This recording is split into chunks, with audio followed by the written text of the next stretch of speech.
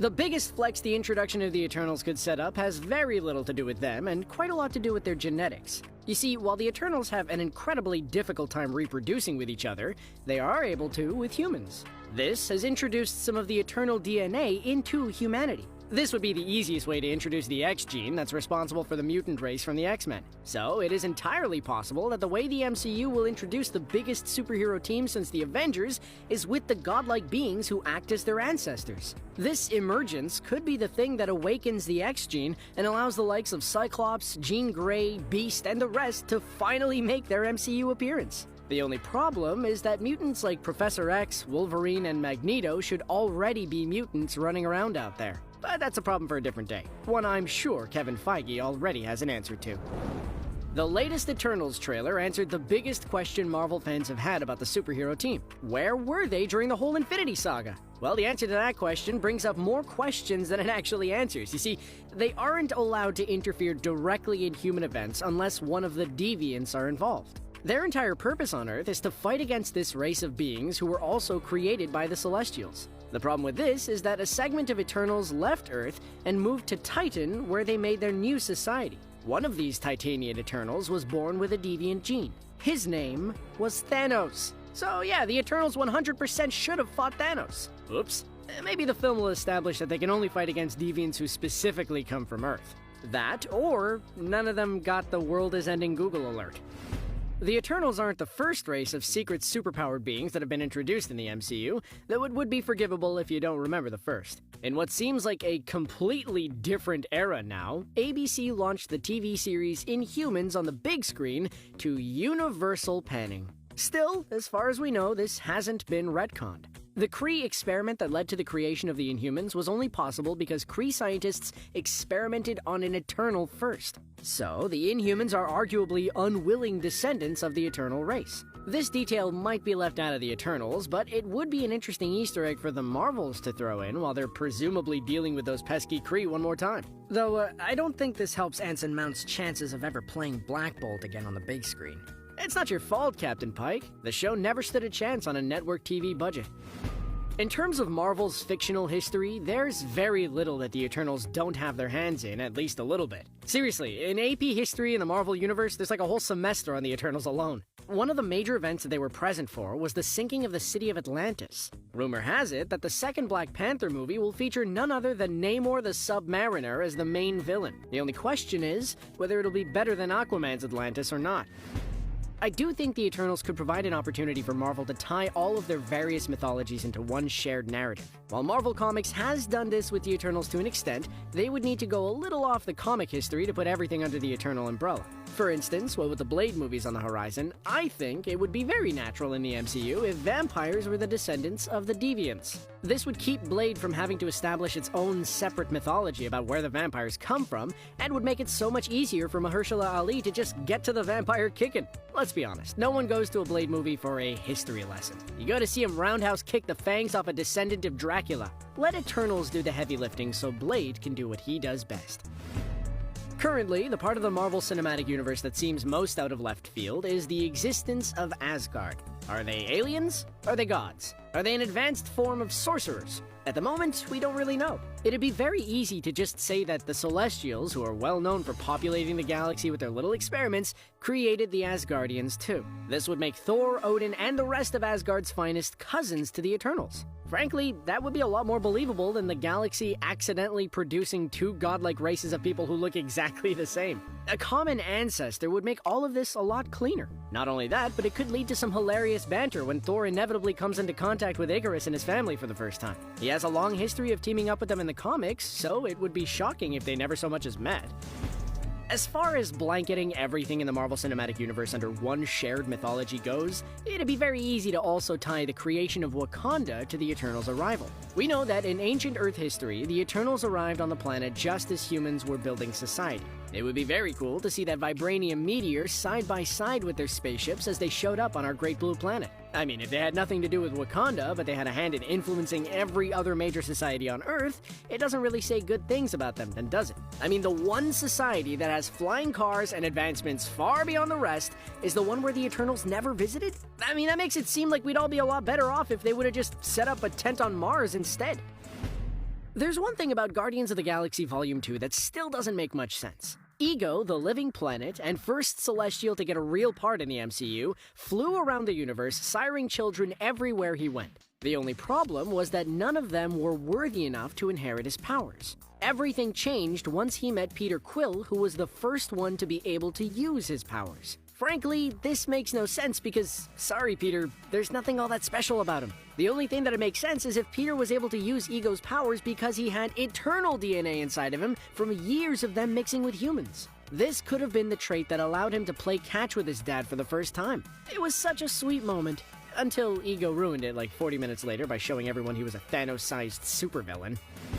Those who aren't as familiar with the comics might be a little confused as to what Jon Snow is doing in this Marvel film as Cersei's boyfriend. Well, it turns out that he's actually a superhero in his own right, the Black Knight. The history of the Black Knights go all the way back to Sir Percy of Scandia, a knight associated with King Arthur himself. The trailer for Eternals shows what looks like the first Black Knight attacking someone. This means that the Eternals themselves may have been a part of the first Black Knight's origin. If they aren't, they surely will be a part of the reason why Kit Harington's Dane Whitman will be pulling his sword to fight against the forces of evil. Just, hopefully this time his character gets a better ending.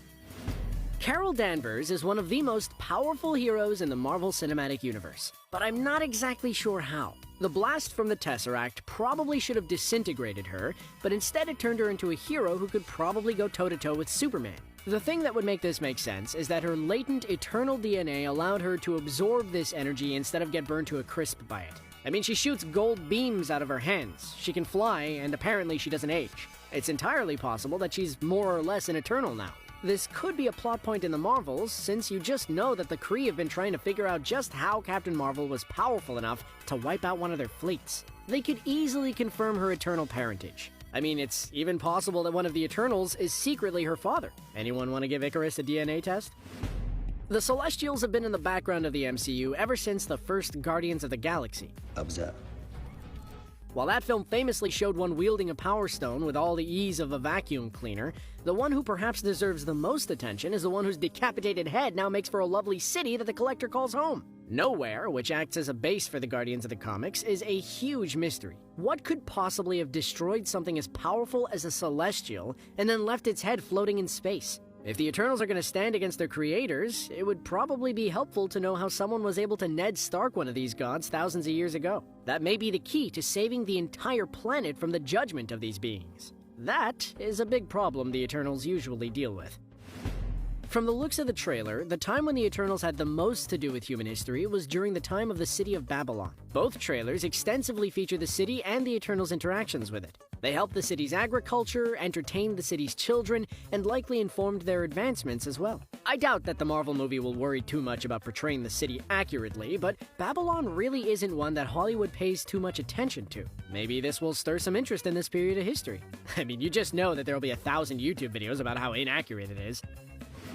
The biggest part of the Eternals' history was their big conflict with the Deviants that nearly destroyed the war. Unlike the Eternals, the Deviants reproduce like rabbits. They enslaved humans, and it was up to the Eternals to save us from their grasp. Even though they were seriously outnumbered, the Eternals managed to prevail due to their powers and their ingenuity. This conflict will almost certainly be a big deal in the movie, one that explains why they go at the Deviants like I go after a spider anytime I see one in my apartment. This being the MCU though, it's likely that they will find gray areas where the comic made everything black and white. Just like the Kree-Skrull conflict in Captain Marvel, it wouldn't be surprising if the movie painted the Deviants in a more sympathetic light than the comics usually do.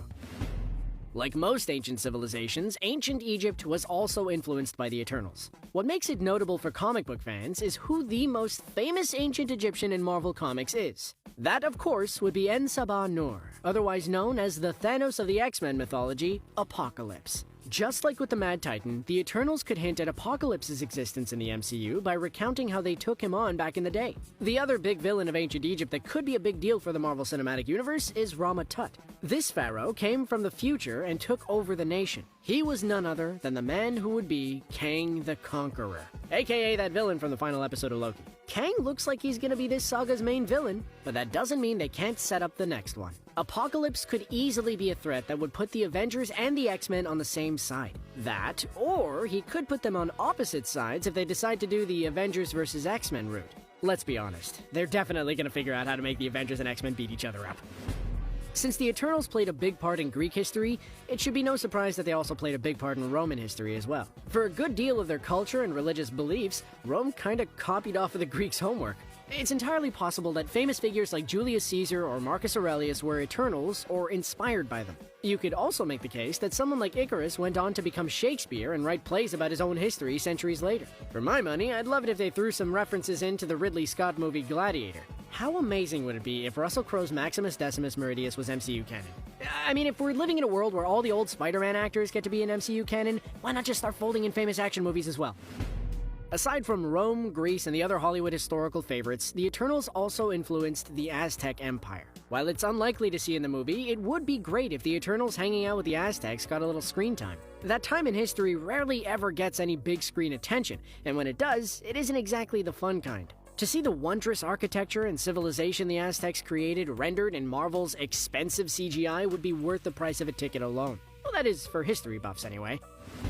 Has there ever been a Marvel glow-up as big as the one for Kumail Nanjiani? Well, that's a trick question, because the transformation he made from a supporting actor in Silicon Valley to someone who belongs on the cover of Men's Health magazine is no small feat. He basically did the transformation skinny Steve Rogers made into Captain America, but in the real world. Apparently, that wasn't the real difficulty he had with his Eternals role, though. That would be the extensive dance sequences he had to perform in the movie's Bollywood scenes. Evidently, his character Kingo is a huge fixture in the Bollywood world of the MCU. This isn't the biggest influence the Eternals have ever had, but it's definitely something. For a less-than-athletic stand-up comedian like Nanjiani, learning the intricate dance moves he'd need to know to convince people that he was Bollywood's #1 star was incredibly difficult. Chris Hemsworth may have had to pack on muscle to play Thor, but he didn't have to learn any ancient Norse dances on top of it. Alright, let's be honest. There is absolutely no way the Eternals would not reference World War II. This is Hollywood's favorite time period to reference. The trailer has a few moments that could show our new heroes surviving during arguably the worst conflict in modern human history. Like the movie The Wolverine, we could even see them surviving the detonation of the atomic bomb. For my money, it'd be really funny if they pulled a Forrest Gump and put him in the background of scenes from Captain America: The First Avenger. I mean, how funny would it be to see that scene where Cap triumphantly comes back to base after having saved Bucky and the Howling Commandos, only this time with Icarus clapping in the background? I mean, ideally we'd have a sequence where Angelina Jolie's Thena goes full Wonder Woman on a platoon of firing Hydra agents, but you can't have everything you want. If you haven't put it together from the fact that the movie's main character is named Icarus, the Eternals had a hand in ancient Greek history too. As much as Hollywood loves the Greeks, it'd be surprising if we don't at least get one scene that shows them kicking it with the likes of Aristotle or Sophocles. Most notably, the Eternals were often mistaken for the Greek gods, who 100% exist in Marvel Comics, by the way. While you might think Icarus is the basis of the Greek myth of his namesake, that would actually be the story of his son. Young Icarus is the one who flew too close to the sun and fell to his demise. His father, the character in Eternals, took up his name as a living tribute to the boy he'd lost. It does explain why Icarus is said to be the Eternal who has the least interest in humanity. The final way the Eternals influence human history hasn't happened yet. The plot of the film likely revolves around the emergence of the ancient celestial Arishem the Judge. This being will come down to Earth to judge its people as worthy of survival or not. Chances are that we will fail, and the Eternals will have to take their creators down. That will be a fight worthy of standing alongside the final battle against Thanos in Endgame.